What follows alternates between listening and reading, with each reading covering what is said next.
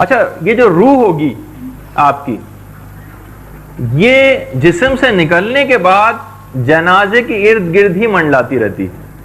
منڈلانا تو شاید اتنا اچھا جملہ نہیں ہے، بدرو ٹائپ کا ایک محسوس ہو رہا ہے اس میں. مقصد کہنے کا یہ ہے کہ اس کے اطراف ہی کے اندر موجود رہتی. اور باقاعدہ جو جملہ ہے جو اصول کافی کے اندر بھی جو ہمارے چوتھے امام امام زین العابدین علیہ الصلوۃ والسلام سے روایت ہے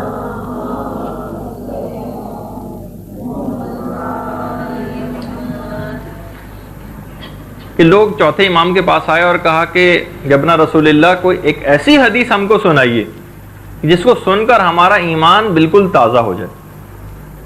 دیکھیے لوگ اس طرح سے فرمائش کر کے احادیث رسول کو سننے آیا کرتے تھے. اب تو اگر کسی کو زبردستی سنانے بھی جائیں تو وہ سننے کو کوئی تیار نہیں ہوتا.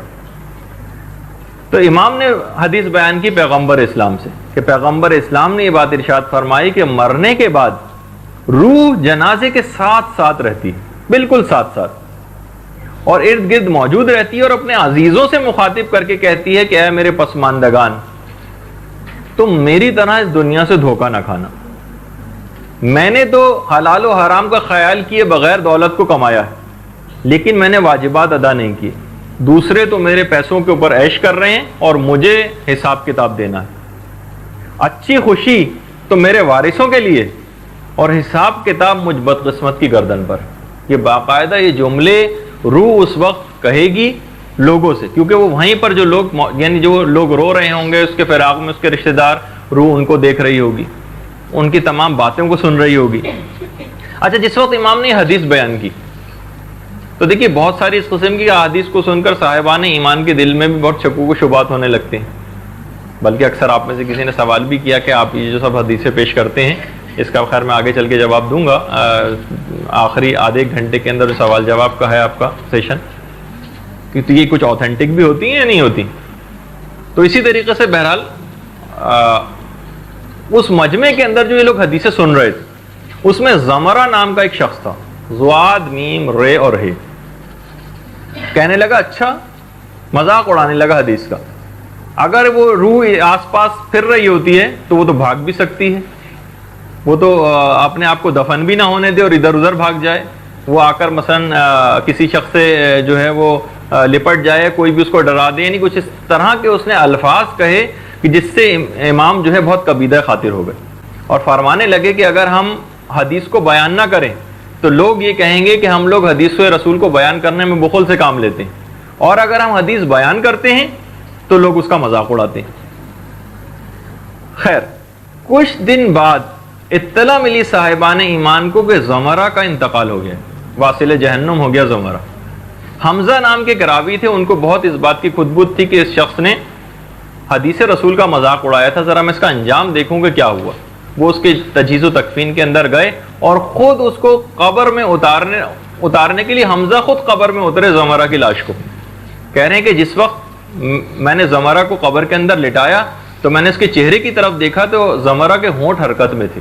میں کان اپنے اس کے ہونٹوں کے پاس لے گیا تو مجھے سنائی دیا کہ زمرہ کہہ رہا تھا ویل لکا یا زمرہ، اے زمرہ تباہی اور بربادی اور جہنم ہو تمہارے لیے، تم نے رسول کے سچے قول کو دیکھ ہی لیا. وائے ہو اس شخص پر کہ جس نے حدیث رسول کا مذاق اڑایا اور مرنے کے بعد اسی حدیث رسول کی تصدیق کر دی. اور برا ہو، اب آپ دیکھیے زمرہ کے جملے، برا ہو سارے کھولتے ہوئے پانی مجھ سے خالی ہو کر آتش جہنم میں تحلیل ہو گئے اور میں ان کے اندر پڑا ہوا ہوں. حمزہ نے جب یہ اس قسم کے الفاظ سنے سخت دہشت زدہ ہوئے، فوراً قبر سے نکل کر بھاگتے ہوئے امام کی خدمت میں آئے اور کہا کہ مولا میں نے خود اپنے کانوں سے سنا ہے کہ زمرہ نے یہ الفاظ کہیں. تو امام نے فرمایا اللہ اکبر، اسے حدیث رسول کا مذاق اڑانے کا خمیازہ اس نے بھگت ہی لیا. یہ تھا جو اس حدیث رسول کا جو مذاق اڑایا کرتا تھا اور اس نے اس کا خمیازہ بھگت لیا. تو یہ جو سب چیزیں ہیں، یعنی مردوں کا اس طریقے سے کلام کرنا، اور وہ ایک ایک چیز جو مرنے والا ہے وہ ایک ایک چیز سن رہا ہوتا ہے آپ کی، جو آپ اس وقت اس کے سرانے کھڑے ہو کر جو چیزیں آپ انجام دے رہی ہوں گی، جو باتیں آپ کر رہی ہوں گی، وہ ایک ایک چیز سن رہا ہوگا.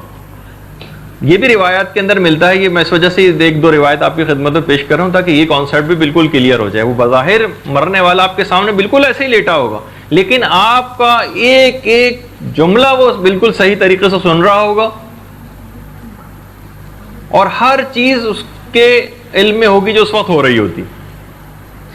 باقاعدہ ملتا ہے کہ جب جنگ بدر میں جنگ ختم ہو گئی اور مشرکین نے ایک کنویں کے اندر اپنے مرنے والوں کے لاشوں کو ڈال دیا تھا, تو پیغمبر اسلام اس کنویں کے پاس تشریف لے گئے اور جا کر کہنے لگے کہ تم لوگ کتنے برے ہمسائے تھے, تم لوگ کتنے برے ہمسائے تھے کہ تم نے مجھے مکے سے نکالا اور پھر اس کے بعد جمع ہو کر مجھ سے جنگ و جدال کیا, اور میں نے تو اپنے پروردگار کے کیے گئے وعدے کو سچا پایا. تم یہ بتاؤ, یعنی ان لاشوں کے سرانے کھڑے ہو کر کہا کہ تم یہ بتاؤ کہ تم نے پروردگار عالم کے وعدے کو کیسا پایا. یہ پیغمبر اسلام نے ان کے لاشوں کے سرانے کھڑے ہو کر ان سے خطاب کیا. اس وقت خلیفہ ثانی فوراً بول پڑے اور کہا کہ یا رسول اللہ, آپ ایسے لوگوں سے خطاب کر رہے ہیں کہ جو سنتے ہی نہیں. تو پیغمبر اسلام کو جلال آ گیا, اے خطاب کے بیٹے خاموش ہو جاؤ, یہ تم سے زیادہ ہمارا کلام سنتے ہیں. تو بہرحال دونوں اعتبارات سے پیغمبر اسلام نے کہا خطاب کے بیٹے خاموش ہو جاؤ, یہ تم سے زیادہ ہمارے کلام کو سنتے ہیں. اور ملائکہ آسمانی اس وقت فولادی گرز لے کر کھڑے ہوئے ہیں اور انتظار کر رہے ہیں کہ میں اپنا رخ ان سے ہٹا لوں.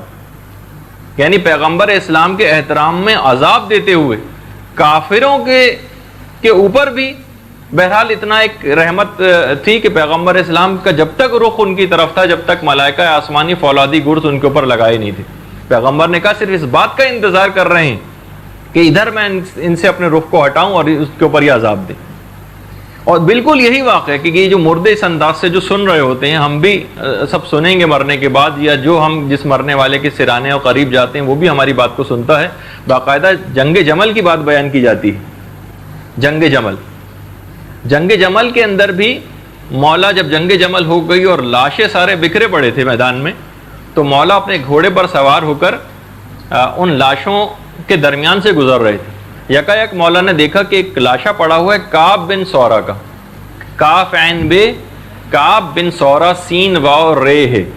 یہ شخص خلیفہ ثانی کے زمانے میں بصرے کا قاضی تھا, اور بصرے کا قاضی تھا. حضرت عثمان نے بھی پھر اس کو مقرر کیا تھا, پھر مولا کے زمانے میں خیر معزول ہو گیا تھا. یہ شخص جب جمل کا فتنہ واقع ہوا ہے تو اپنے 3 بیٹوں کے ساتھ اور رشتہ داروں کے ساتھ مولا کے خلاف جنگ کرنے نکلا تھا, گلے میں قرآن ڈال کر جنگ کرنے کے لیے آیا. اور بہرحال پھر اس جنگ کے اندر یہ سب واصل جہنم ہوئے, اس کے تمام رشتہ دار بھی اور یہ بھی. مولا نے کعب بن سورہ کو دیکھا کہ اس کا لاشا پڑا ہوا ہے. مولا اس کی لاش کے سرانے گئے, اور جو اور صحابی مولا کے ساتھ تھے وہ سب بھی موجود تھے. امام نے کہا اس کی لاشے کو اٹھا کر بٹھاؤ. دیکھیے اب جو مجھے بات بیان کرنی ہے, لاشے کو صحابیوں نے اس کو اٹھا کر بٹھایا, مرا ہوا ڈیڈ باڈی اس کی. مولا نے اس سے مخاطب ہو کر کہا ہے کعب بن سورہ, ہم سے جو خدا نے وعدہ کیا تھا ہم نے تو اس کو حق پایا, بتاؤ کیا تم نے بھی خدا کے وعدے کو حق پایا ہے؟ یہ بس کہا. اس کے بعد پھر لٹا دیا گیا اس کو. پھر امام چلتے ہوئے طلحہ کے جنازے پر آئے. طلحہ جس نے ایک اور اہم رول ادا کیا تھا جنگ جمل کے اندر, امام نے اس کو بھی اٹھا کر بٹھوایا اور اس کو بھی بالکل یہی جملے کہے.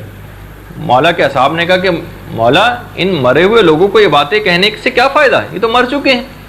امام نے کہا خدا کی قسم یہ لوگ میرا کلام اسی طریقے سے سن رہے ہیں جس طرح اہل قلیب جنگ بدر کے مقتولین نے رسول اللہ کا کلام سنا تھا.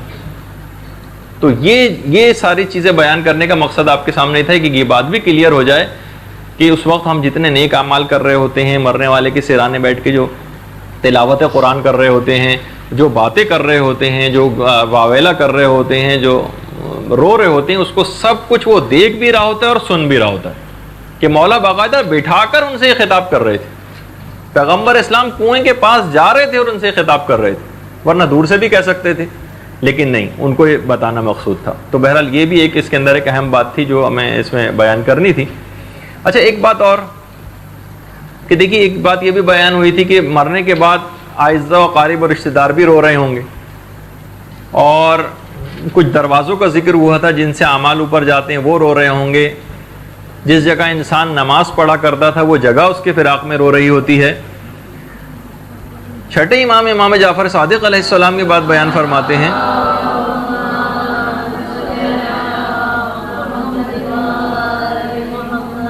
کہ زمین کے وہ ٹکڑے جن پر وہ عبادت کرتا تھا وہ اس کے غم میں روئیں گے، حتیٰ کہ اچھا ایسے فرد کے لیے امام نے بات بیان فرمائی کہ جب کوئی شخص انتقال کرے اس پر رونے والا کوئی نہ ہو. مثلا دیار غیر میں اگر کوئی شخص انتقال کر جائے تو یہ خدا کو یعنی یہ بہرحال رونا یہ بالکل فطرت والی چیز ہے، بلکہ یہ روایات میں ملتا ہے کہ پھر وہ کپڑے جس کو وہ پہنا کرتا تھا وہ اس کے غم میں روئیں گے اگر کسی کے اوپر کوئی رونے والا نہ ہو، اور وہ دروازے جس سے اس کے اعمال اوپر جایا کرتے تھے، حتیٰ کہ موکل جو اس کے اوپر فرشتے ہیں وہ اس مرنے والے کے اوپر روتے ہیں. برحمتك يا أرحم الراحمين وصلى الله على محمد وآله